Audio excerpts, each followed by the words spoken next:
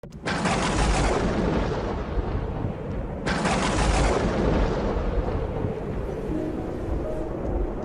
ce temps-là, tandis qu'il faisait route vers Jérusalem, Jésus traversait villes et villages en enseignant. Quelqu'un lui demanda, « Seigneur, n'y a-t-il que peu de gens qui soient sauvés ?» Jésus leur dit, « Efforcez-vous d'entrer par la porte étroite, car je vous le déclare, beaucoup chercheront à entrer et n'y parviendront pas.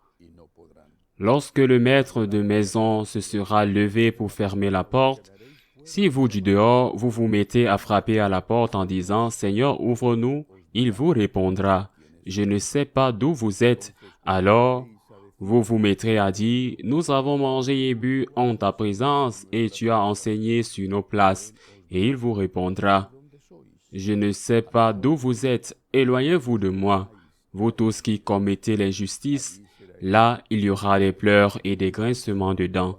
Quand vous verrez Abraham, Isaac et Jacob et tous les prophètes dans le royaume de Dieu, et que vous-même vous serez jetés dehors, alors on viendra de l'Orient et de l'Occident, du Nord et du Midi, prendre place au festin dans le royaume de Dieu. Oui, il y a des derniers qui seront premiers, et des premiers qui seront derniers. Acclamons la parole de Dieu. Première observation sur cet évangile. La personne qui demande, sûrement très représentatrice des sentiments de ces personnes, c'était un croyant. Mais c'est un croyant qui interroge sur la vie éternelle, sur le salut. Sommes-nous encore croyants? Je parle des croyants, des catholiques pratiquants. Les autres ne le sont pas, évidemment. Sommes-nous toujours croyants? J'ai tant de doutes là-dessus. Tant de doutes. Catholiques pratiquants, païens non baptisés, selon ce concept que nous a enseigné Benoît XVI. Je parle de catholiques pratiquants. Sommes-nous encore croyants? J'ai beaucoup de doutes. Encore et encore, je dis la même chose. Avons-nous vraiment dans nos vies l'existence de la vie éternelle? Nous gardons à l'esprit ici, dans nos entreprises, dans nos relations familiales, dans nos relations affectives, dans nos rapports avec notre prochain, dans la relation avec celui que nous n'aimons pas. Gardons-nous à l'esprit que nous allons être jugés. J'ai l'impression que la grande majorité des catholiques pratiquants, dans la pratique, dans la réalité quotidienne, n'ont plus en tête l'existence de la vie éternelle. À quoi s'est réduite notre foi? Si l'existence de la vie éternelle, c'est Saint Paul qui le dit, si le Christ n'est pas ressuscité, sans l'existence de la vie éternelle, nous sommes les plus malheureux des hommes. Comment allons-nous passer? Comme il le dit lui-même le Seigneur en réponse à cette question, comment allons-nous franchir la porte étroite qui, comme le dit le Seigneur, représente un effort? Faire un effort pour entrer par la porte étroite. Si nous avons perdu de vue l'existence de la vie éternelle, si le concept extrêmement erroné s'est répandu parmi pratiquement tous les catholiques pratiquants, que tout le monde est sauvé et que, quoi que vous fassiez, il ne se passe rien et que vous n'allez pas être jugé et que vous pouvez être le plus grand criminel de l'histoire, le plus grand corrompu de l'histoire, le plus grand prédateur de l'histoire et vous irez au paradis. C'est ce que la grande majorité expérimente. C'est un poison si épouvantable qu'il produit, j'en suis sûr, une grande joie en enfer pour les nombreux qui y affluent parce qu'ils n'ont pas été correctement instruits et ont pensé qu'ils pouvaient faire ce qu'ils voulaient sans conséquence. Relisons donc cet évangile, tout comme notre Seigneur l'a expliqué. Qui est notre Seigneur et non ce prêtre ou ce prêtre, cet évêque? Dieu sait ce qu'il y aura dans leur conscience. Quand ils enseignent mal, le Seigneur répond à une question d'un croyant et la question est, y en a-t-il peu qui sont sauvés? Cela aurait pu être la question dans l'autre sens. Y en a-t-il beaucoup qui sont sauvés? Combien seront sauvés? Et Jésus ne ment pas. Il ne dit pas, s'il vous plaît, quelle question idiote, le monde entier est sauvé, mais que me dites-vous?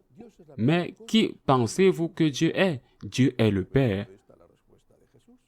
Dieu est amour. Dieu est miséricorde. Tout le monde est sauvé, cela aurait pu être la réponse de Jésus, mais ce n'est pas la réponse qu'il donne. Bien sûr, tous ces prêtres en savent plus que le Christ. Bien sûr, ce que le Christ saura de la vie éternelle.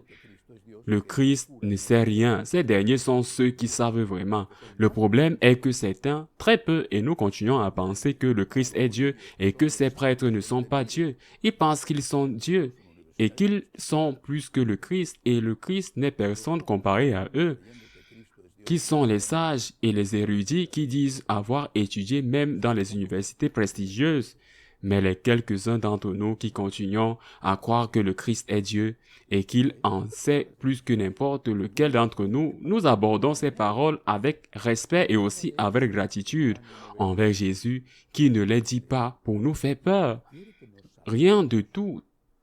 Cela, dans l'esprit du Christ, il est dit parce qu'il veut que nous soyons sauvés, et lorsqu'on l'interroge sur le salut, il dit « Faites un effort pour entrer par la porte étroite. Faites un effort. » Effort, sacrifice, des mots maudits.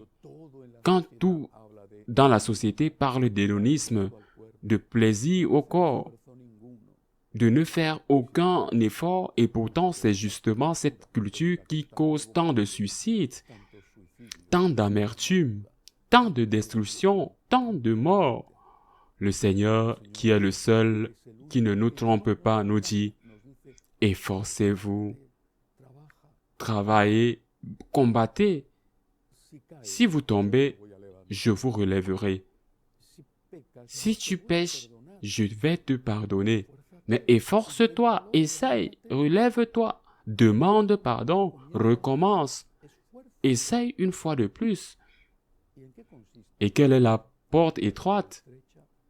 Eh bien, le Seigneur ne le précise pas avec des détails concrets, mais par exemple, il dit qu'il faut de bonnes œuvres. Quand plus tard il dit « Loin de moi, vous tous qui commettez l'iniquité », c'est-à-dire qu'il faut de bonnes œuvres. Il faut faire le bien. Franchir la porte étroite, c'est faire le bien, pas faire le mal. Mais franchir la porte étroite, c'est aussi pouvoir pratiquer une autre de ces vertus proscrites et maudites par notre société. Une société qui n'est pas seulement athée, mais elle est inhumaine, c'est-à-dire qu'elle est inhumaine parce qu'elle est athée. Je fais référence à la vertu d'humilité. Quand on va en Terre Sainte et qu'on visite la basilique de la Nativité, du moins pour moi, la première fois, j'ai été surpris. Le guide m'a expliqué pourquoi j'ai été surpris que pour entrer dans la basilique de la Nativité, la porte était très courte et très étroite. Et ils m'ont dit qu'il avait fait après la conquête du royaume d'Israël par les musulmans, car les soldats musulmans étaient à cheval et se précipitaient dans l'église en tuant. Or, avec cette porte étroite, ils devaient au moins descendre du cheval pour comprendre le miracle de la nativité. Il faut entrer par une porte étroite, c'est-à-dire l'humilité. Et je pense que c'est la chose sur laquelle il faut travailler, et pas seulement sur la notion de bonnes actions. L'humilité, par exemple, l'humilité de ne pas tout comprendre. Dans le monde occidental, plus on est sage et savant, plus on est fou. On fait semblant de tout comprendre. C'est bien que nous essayons, cela fait partie de la nature humaine, mais nous devons supposer que nous sommes des êtres humains et que si nous cherchons à comprendre, nous devons accepter que nous n'allons pas tout comprendre. Je me souviens quand j'étudiais la biologie, en dernière année de licence, j'avais une matière qui s'appelait justement l'histoire de la biologie. Et le professeur nous disait, bien avant, il nous a fait un tour d'horizon historique de la façon dont cette formation, cette discipline avait avancé. Et il disait, les premiers traités de la biologie étaient comme ça, ils s'intitulaient comme ça, traité, compendium. Maintenant, les nouveaux livres s'appellent Introduction à, c'est-à-dire qu'on en sait beaucoup plus que cela. Et c'est pour ça qu'on sait qu'on en sait très peu. Et ce du point de vue de la science. Combien plus nous savons celui qui est un vrai sage, c'est qu'il sait peu et nous savons plus que les précédents, mais nous savons aussi que nous savons très peu et qu'il nous reste encore beaucoup à savoir. Appliqué à la fois, c'est normal, c'est légitime qu'on se pose des questions, mais il faut aussi être normal que notre réponse à des questions auxquelles on ne peut pas répondre soit « Seigneur, je te fais confiance ». Cette porte étroite, il est indispensable de la franchir, surtout parmi les sages et les intelligents. Seigneur, je te fais confiance.